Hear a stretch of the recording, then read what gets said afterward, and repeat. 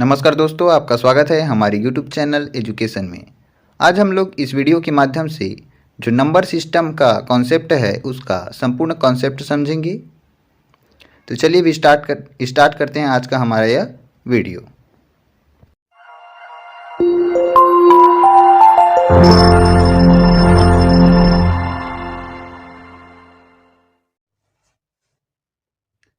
सबसे पहले हम लोग देखते हैं कि संख्याएं क्या होता है। इंग्लिश में इसे नंबर्स बोलते हैं। गणित में 0 से लेकर के 9 तक की जो अंक है उससे ही मिल कर के जितनी भी गणनाएं होती है वह इन्हीं अंकों को आधार मान करके किया जाता है। इन संख्याओं के साथ गणना करने के लिए हम लोग बीजगणितीय सूत्र धन, ऋण, गुणा, भाग आदि का प्रयोग करते हैं। अब ये संख्याएं हैं। संख्याओं का दो तरह से मान हो सकता है, एक जातीय मान और दूसरा स्थानीय मान। जैसे कोई संख्या है, मान लो कि 1, इसका स्थानीय मान क्या होगा? 1 होगा। यह जो संख्या 1 है वह किसी भी संख्या के बीच में हो, इसका जो जातीय मान है वह हमेशा क्या होगा? 1 होगा। लेकिन जो इसका स्थानीय मान है वह उसके जगह के हिसाब से बदलता रहेगा। इसको एक उदाहरण से समझते हैं। जैसे कि हमारा कुछ नाम है, हम कहीं भी चले जाएं, अगर हमें कोई पूछता है कि आपका नाम क्या है तो हमारा नाम वही रहेगा। लेकिन अगर हम लोग एक स्थान से दूसरे स्थान पर चले जाते हैं और नाम के बदले जगह पूछे तो हमारा जो जगह है वह बदल जाता है। तो वह क्या हो जाता है? हमारा स्थानीय मान। स्थान बदल गया, इस कारण से उसका नाम भी बदल गया। ठीक संख्याओं में भी वही होता है। जैसे हम लोग 250 लिखते हैं, इसमें अगर पूछा जाए कि 5 का जातीय मान क्या है, तो इसका जातीय मान क्या होगा? इसका नाम। 5 का जातीय मान क्या है? 5 है। 2 का जातीय मान क्या होगा? 2 होगा। वैसे ही 0 का जातीय मान क्या होगा? 0 होगा। लेकिन इसमें अगर पूछा जाए कि 2 का स्थानीय मान क्या है, तो 2 कौन सी स्थान में है? इकाई, दहाई और सैकड़ा। तो 2 का स्थानीय मान क्या हो जाएगा?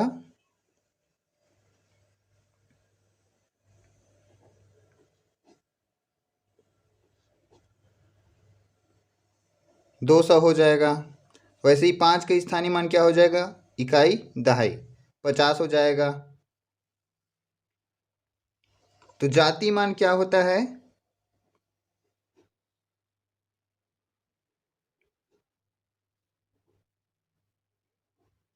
किसी भी संख्या का स्वयं का मान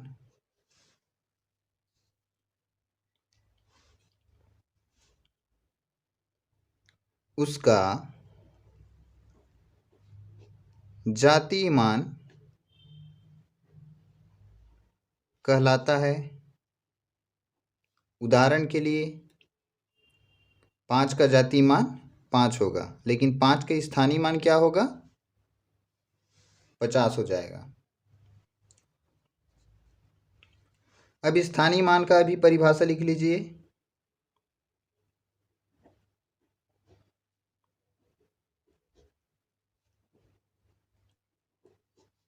किसी भी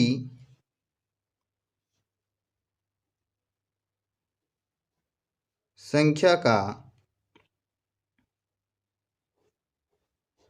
स्थानीय मान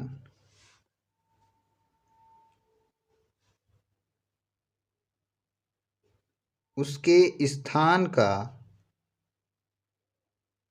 मान होता है।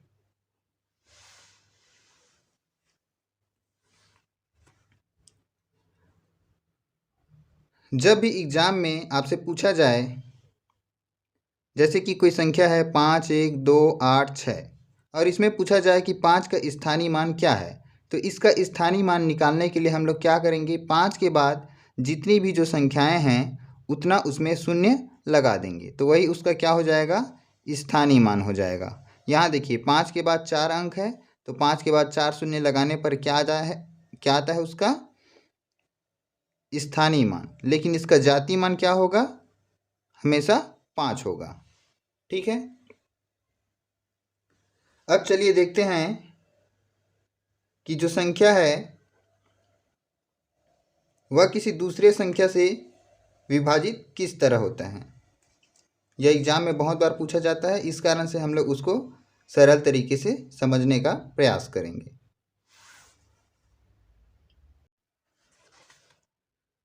कोई भी संख्या जिसके इकाई में 0, 2, 4, 6 या 8 हो, ठीक है, तो वह संख्या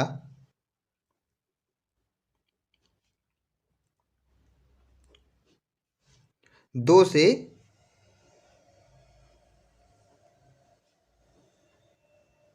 विभाजित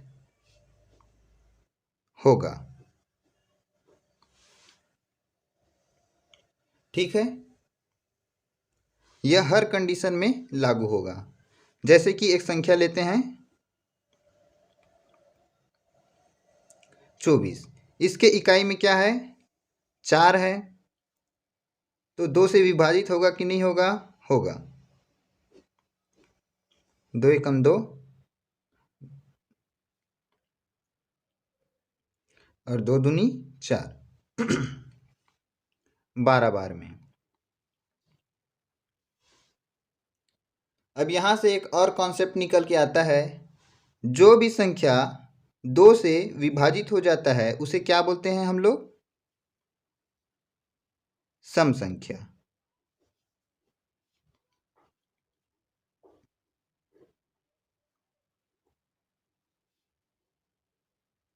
और दूसरे शब्दों में बोल सकते हैं कि जिस भी संख्या के इकाई में 0, 2, 4, 6 या 8 हो वह क्या होता है, सम संख्या होता है। और जिस भी संख्या के इकाई में 0, 2, 4, 6, 8 के अलावा अगर कोई दूसरा संख्या हो तो वह क्या होता है, विषम संख्या।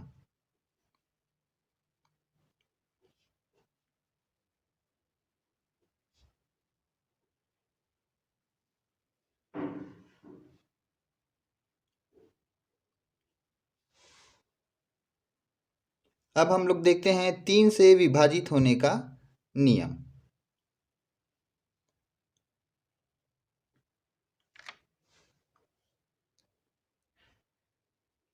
यदि दिए गए संख्या के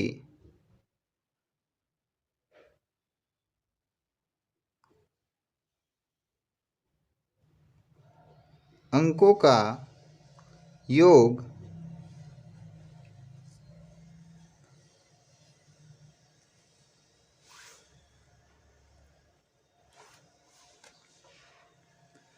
3 से विभाजित हो तो वह संख्या 3 से विभाज्य होगा। उदाहरण देखते हैं, क्या यह संख्या 3 से विभाज्य है, तो हमने जो परिभाषा में लिखा है उसके अनुसार क्या करेंगे, सबसे पहले इन संख्याओं को जोड़ देंगे।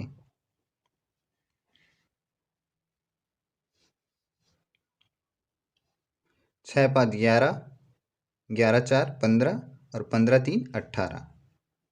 अब 18 को क्या करेंगे, 3 से भाग देंगे, 3 छक्के 18, तो 3 से विभाज्य है यह संख्या। अतः ये जो बड़ी संख्या है वह भी क्या होगा, 3 से विभाज्य होगा।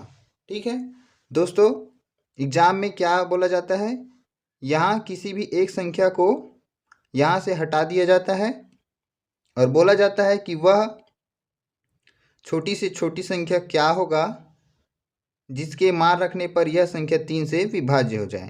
तो इस विधि से उसको आसानी से हम लोग हल कर सकते हैं। आगे हम लोग इस चीज़ को उदाहरण के द्वारा समझेंगे। तो चलिए आगे देखते हैं। अब हम लोग 4 से विभाजित होने का नियम देखेंगे।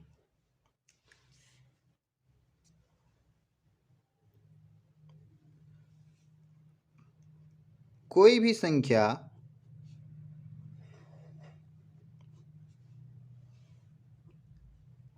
जिसका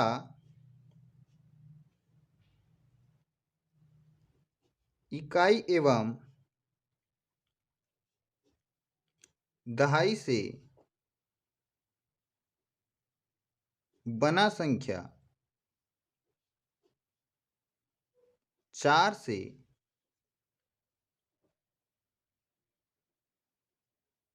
विभाजित हो जाए तो वह संख्या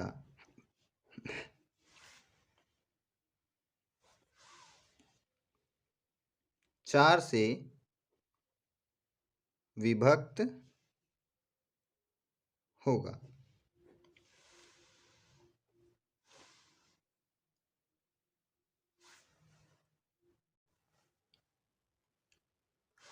दोस्तों यह परिभाषा अगर याद भी नहीं होता तो भी इसका एक शॉर्ट ट्रिक बताता हूँ आपको।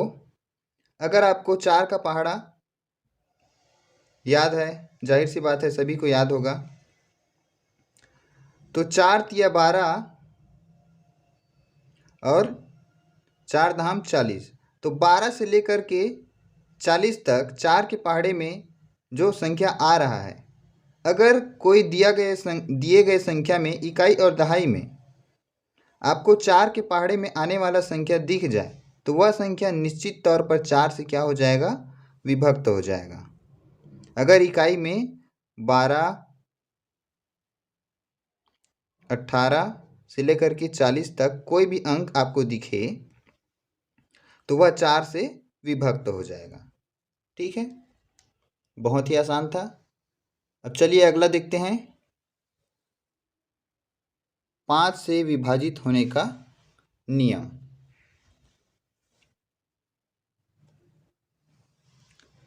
कोई भी संख्या जिसके इकाई में 0 या 5 हो वह 5 से विभक्त होगा। यह भी बहुत सरल है,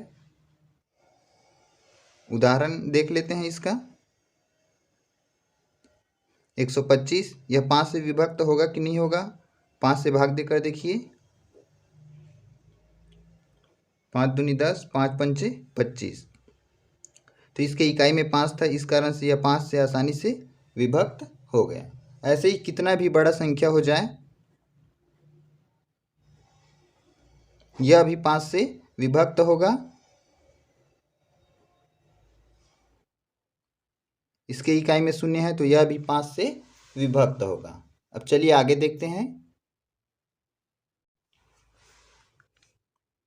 यदि कोई संख्या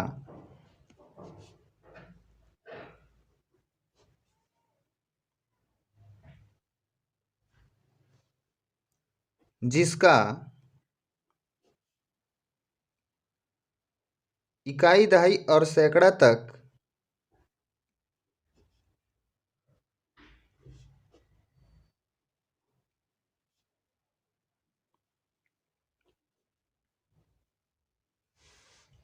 इकाई दहाई और सैकड़ा तक जो अंक है वह सम्मिलित रूप से अगर 8 से विभाजित हो जाए तो वह पूरा जो संख्या है वह क्या हो जाएगा, 8 से विभाजित हो जाएगा। ठीक है, जैसे कि उदाहरण ले लेते हैं। अब इतना बड़ा संख्या है, हमें कैसे पता चलेगा कि यह 8 से विभक्त है कि नहीं है?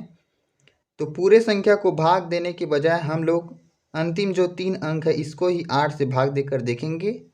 अगर यह 8 से भाग चला जाता है तो यह पूरा जो संख्या है वह 8 से विभक्त हो जाएगा।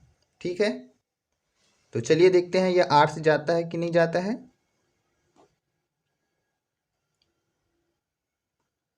8 पंचे 40, बचा कितना? 5, 8 सत्ते 56। तो यह 8 से विभक्त हो रहा है, इस कारण से यह पूरा संख्या भी 8 से विभक्त हो जाएगा।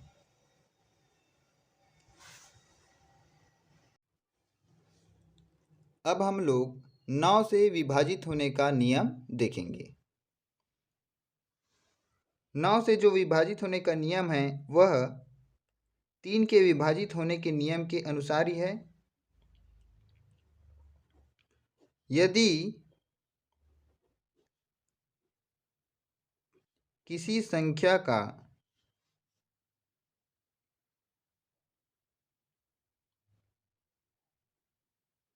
किसी संख्या के सभी अंकों का योग 9 से विभाजित हो जाए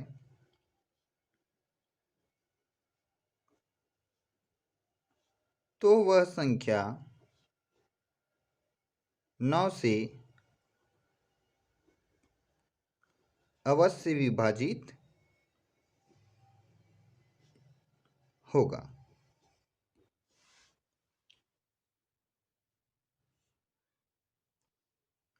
चलिए उदाहरण देखते हैं।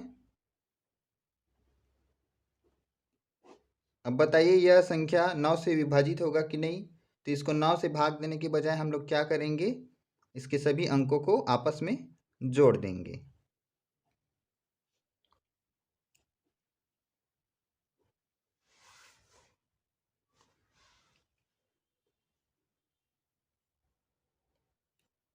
छः 5 11, 15, 18, 20, 21। 9 से विभाजित हो रहा है क्या? नहीं हो रहा है, तो यह भी संख्या क्या हो जाएगा? 9 से विभाजित नहीं होगा।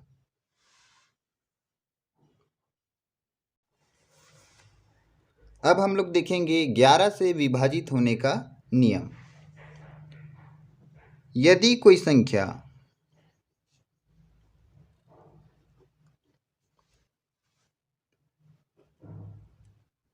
जिसके सम स्थान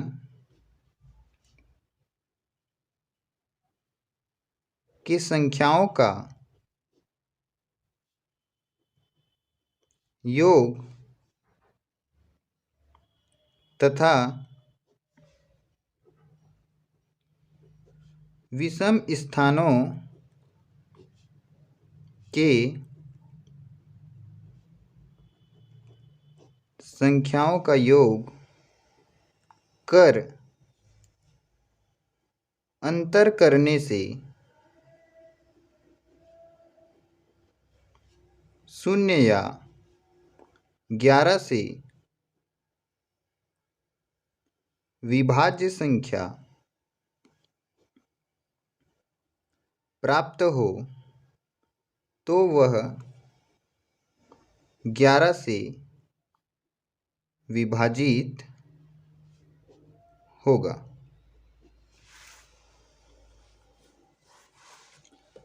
जैसे आपको एग्जाम में पूछा जाए 5 6 7 8 9 1, क्या यह 11 से विभाजित होगा? तो इसको ज्ञात करने के लिए क्या करेंगे, यह सभी जो है सम स्थान है, ठीक है, और यह सभी क्या है? विषम स्थान है। तो सम स्थान और विषम स्थान को चलिए जोड़कर घटाते हैं।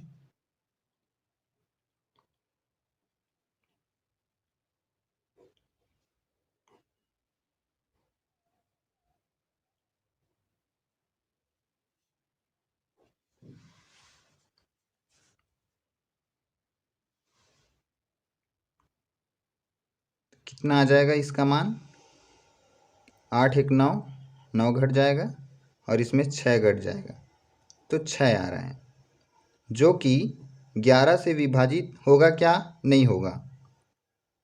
तो यह क्या हो जाएगा? यह जो संख्या है वह भी 11 से विभाजित नहीं होगा। ठीक है, इस तरह से हम लोग आसानी से ज्ञात कर सकते हैं कि कोई भी संख्या किसी संख्या से विभाजित हो रहा है कि नहीं हो रहा है। अब विविध में हम लोग देखेंगे कि जैसे आपको प्रश्न में पूछा गया है कि कोई संख्या 22 से विभाजित होगा कि नहीं। सबसे पहले क्या करेंगे? 22 को गुणनखंडों में तोड़ेंगे। जैसे कि एक संख्या दिया है और पूछा गया है कि यह संख्या 22 से विभाजित होगा कि नहीं। तो पहले 22 को गुणनखंडों में तोड़ने पर क्या आ रहा है? 11 गुणित 2। तो इसके लिए सबसे पहले क्या करेंगे? 2 से यह संख्या विभाजित हो रहा है कि नहीं यह देखेंगे। ठीक है, उसके बाद देखेंगे कि वह संख्या 11 से विभाजित हो रहा है कि नहीं, और इसको निकालने के लिए क्या करेंगे? जो हम लोग विधि सीखे हैं 2 और 11 से विभाजित करने का, वह विधि इसमें क्या करेंगे? अप्लाई करके देखेंगे। तो ऐसे ही और कोई संख्या है जैसे कि 6, तो 2 गुणित 3। तो इसके लिए क्या करेंगे? यह जो संख्या है इसमें देखेंगे कि क्या यह 2 से विभाजित हो रहा है। उसके बाद अगर इससे विभाजित हो जाता है तो देखेंगे कि क्या यह 3 से विभाजित हो रहा है। अगर दोनों से विभाजित हो रहा है तो वह संख्या 6 से आसानी से विभाजित होगा। इस तरह से हम लोग आसानी से बड़े संख्या को भी ज्ञात कर सकते हैं कि वह किसी संख्या से विभाजित हो रहा है कि नहीं। दोस्तों, एग्जाम में बहुत बार पूछा गया है कि कोई भी संख्या दे देता है बहुत लंबा चौड़ा और उसका घात दे देगा और पूछेगा कि इस संख्या को हल करने पर इकाई अंक में क्या आएगा। दोस्तों, इसके लिए कोई ट्रिक हो भी सकता है और नहीं भी हो सकता है। और ट्रिक क्या होता है? जब हम लोग इस तरह के प्रश्न को लगातार हल करते रहते हैं तो वही से निकल कर के क्या आ जाता है? एक कॉन्सेप्ट आता है जिसको लोग क्या बोल देते हैं? ट्रिक। जबकि ट्रिक जैसा कोई चीज़ नहीं होता। जैसे कोई संख्या है 0, अगर किसी भी संख्या के इकाई में 0, 1, 6, 5 यह चारों संख्या अगर दिख जाए तो उसके इकाई में हमेशा क्या आएगा? वही संख्या आएगा। चाहे कितनी भी बार उसका गुणा किया जाए, उसके घात में चाहे कुछ भी रहे, अगर इकाई में 0, 1, 6 या फिर 5 है तो उसके इकाई में यही जो संख्या है वह आएगा। ठीक है,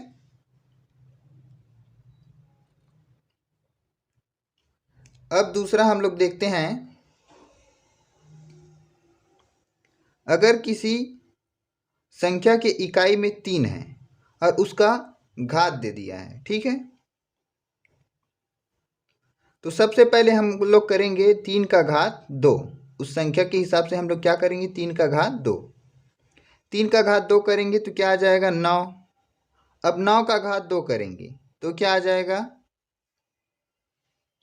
81। अब इकाई अंक में क्या आ गया? इसमें जो दिया है वह अंक आ गया। मतलब ये होगा, आगे अगर इसका हम लोग वर्ग करेंगे तो इकाई में क्या आ जाएगा? 1 आएगा। अब कितना भी बार गुणा करे उसका क्या आ जाएगा? इकाई में 1 आएगा। ठीक है, कहने का अर्थ ये है कि अगर 3 का घात 4 कर दें तो इसके इकाई में क्या आता है? 1 आता है। ठीक है, तो इसके बाद अगर कोई संख्या आपको दिया है प्रश्न में 3 के घात में, जैसे कि 3, 4, 6, 3, इकाई में क्या है? 3 है और ऊपर ऐसे कोई संख्या दे दिया है। सबसे पहले क्या करेंगे? यह जो ऊपर का संख्या है उसको 4 से भाग दे देंगे क्यों 4 से भाग दे देंगे? क्योंकि 3 के घात 4 करने पर क्या आ रहा है? 1 आ रहा है इकाई में। ठीक है,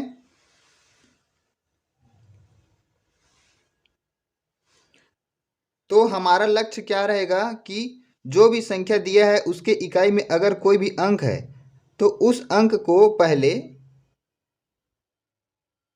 इन चारों में से किसी भी एक अंक आने तक उसको क्या करना है?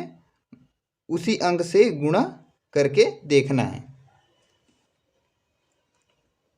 जैसे किसी संख्या के इकाई में 9 है, 9 का वर्ग करने पर क्या आ रहा है? 81।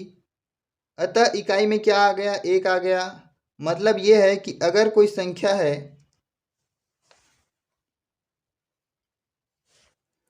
जैसे उदाहरण लेते हैं,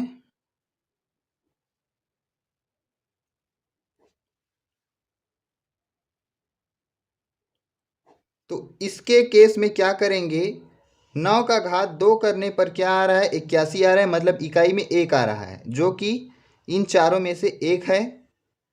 ठीक है, तो इस केस में क्या करेंगे? यह जो संख्या इसको 2 से डिवाइड करके देखेंगे। 2 से डिवाइड क्यों करेंगे? क्योंकि 9 का घात 2 करने पर क्या आ रहा है? 81 आ रहा है, जो कि इकाई में 1 है। अब यह इकाई जो 1 आया है, इसमें कितना भी घात कर दिया जाए उसका इकाई हमेशा क्या आ जाएगा? 1 आ जाएगा। तो इस तरह से हम लोग जो इकाई में 9 है उसका भी कॉन्सेप्ट समझ लेते हैं। ठीक है, तो पहला जो कॉन्सेप्ट समझे, इकाई में 3 है तो उसके लिए क्या हो जाएगा? 4 से भाग देंगे उस संख्या को। जब इकाई में 9 है तो क्या करेंगे? उस संख्या को 2 से भाग देंगे, जो उसका घात है उसको 2 से भाग देंगे। किसी संख्या के इकाई में अगर 6 है तो वह तो कितना भी बार गुणा करे उसका क्या आ जाएगा? 6 ही आएगा। अब अगर इकाई में 2 हो तो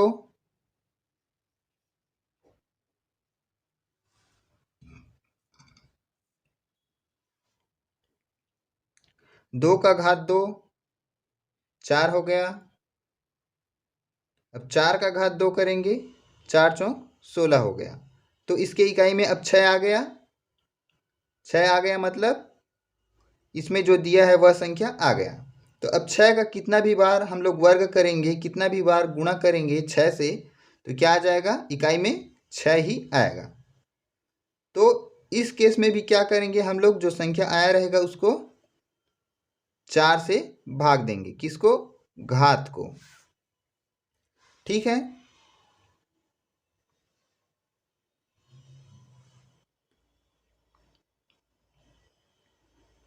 अब अगर इकाई में 7 है, 7 के केस में क्या करेंगे? 7 का घात 2 करके देखते हैं। 7 7 49, 9 आ रहा है।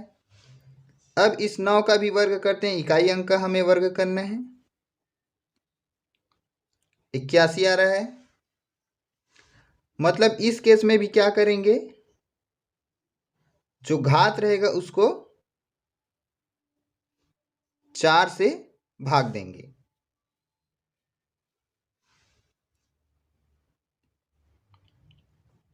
जब इकाई में 8 हो तब क्या करेंगे? 8 का वर्ग करने पर 64 आ रहा है। अब इसके इकाई का वर्ग करने पर क्या आ रहा है? 16। तो इस केस में भी क्या करेंगे हम लोग? जो घात है उसको 4 से भाग देंगे। तो हमारे पास एक ही ऐसा केस है जिस केस में हमें उस संख्या को 2 से भाग देना पड़ेगा, और वह क्या है? अगर इकाई में 9 हो तो वह जो घात है उसको क्या करेंगे? 9 से 2 से भाग देंगे सबसे पहले। अब चलिए इसको उदाहरण से समझते हैं कि 2 से और 4 से भाग देने पर क्या वह हल हो जाता है या नहीं होता है। तो दोस्तों यहाँ एक संख्या दिया है 3017 और उसका घात दिया है 105। अब इसमें आपको क्या करना है,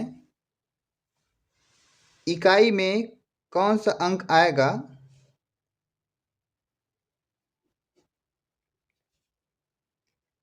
वह हमें ज्ञात करना है। ठीक है, तो मैंने कॉन्सेप्ट बताया था कि अगर इकाई में 7 है तो सबसे पहले क्या करेंगे, जो घात में संख्या है उसको 4 से भाग देंगे। तो सबसे पहले 4 से भाग देते हैं, देखते हैं क्या आता है। 4 दूनी 8, बचा कितना 2,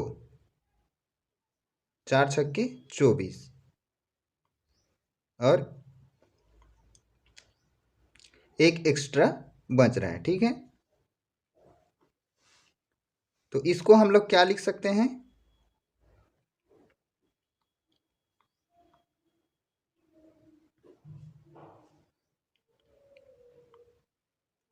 26 गुणी 4 धन 1, ऐसा लिख सकते हैं। अब चूंकि हमें इकाई का अंक निकालना है, इस कारण से इन सभी संख्याओं का कोई महत्व नहीं है। अब इकाई का जो अंक है उसका ही महत्व है, तो हम लोग इकाई का जो अंक है उसको लेकर के चलेंगे। अब हम लोग इसको 7 का घात 4 लिख देते हैं और ब्रैकेट के बाहर 26 बच जाएगा और एक सूत्र होता है a का घात m धन n बराबर क्या हो जाएगा, a का घात m इंटू a का घात n। तो वैसे ही यहाँ धन है तो यहाँ गुणा का चिन्ह आ जाएगा और 7 का घात क्या हो जाएगा 1, मतलब कि 7। ठीक है, इतना आपको चाहे कोई भी संख्या हो इतना आपको करना ही पड़ेगा। अब 7 का घात 4 करने पर क्या आ रहा है, तो इसमें आ जाएगा 49 गुणित 49, अंदर में 4 है तो 7 का घात 2 गुणित 7 का घात 2 करने पर 49 गुणित 49 आ रहा है। अब यहाँ हमें पूरा गुणा करने का कोई ज़रूरत नहीं है, इकाई के अंक को ही गुणा करके देखते हैं। तो 9 निया 81, अब 81 का घात क्या आ गया 26 गुणित 7। अब इकाई में 1 आ गया, अब एक का कितना भी घात करो इकाई में क्या ही आएगा, 1 ही आएगा। ठीक है, हमें सभी स्टेप में इकाई के अंक को ही महत्व देना है। ठीक है, इस कारण से बाकी का जो अंक है उसको मैं हटाते जा रहा हूं। अब 1 का घात 26 गुणित 7, अब 1 का घात कितना भी हो क्या आएगा 1 गुणित 7, अतः यह जो संख्या है इसके इकाई में क्या आ जाएगा 7। ऐसे ही अगर यहाँ 4 हो या 5 हो, कोई भी अंक हो, हमें यही स्टेप क्या है फॉलो करना है। संख्याओं से संबंधित सभी प्रश्नों को हल करने के लिए आपको इस महत्वपूर्ण जो सूत्र है उसको भी याद करना पड़ेगा ताकि कैलकुलेशन में आपको आसानी हो जाए। इन सभी सूत्रों को याद करने पर आपको जो अंश और हर वाला सवाल आता है, अंश बटे हर, तो इस तरह का जो प्रश्न है उसमें क्या होता है, ऊपर में इस तरह का अंक दिया रहता है, इसको जब सही तरीके से लिखते हैं तो इस तरह से सूत्र बन के आता है और नीचे में इसमें से एक जो अंक है वह ऑलरेडी मौजूद रहता है। इस कारण से अंश और हर से एक अंक कट जाता है और उत्तर में इन दोनों में से कोई एक अंक ही का ही योग हो जाता है। तो कैलकुलेशन में क्या हो जाता है, हमें आसानी हो जाता है और समय का बचत होता है। अतः इन सभी सूत्रों को आप एक बार देख लीजिए और हो सके तो याद कर लीजिए।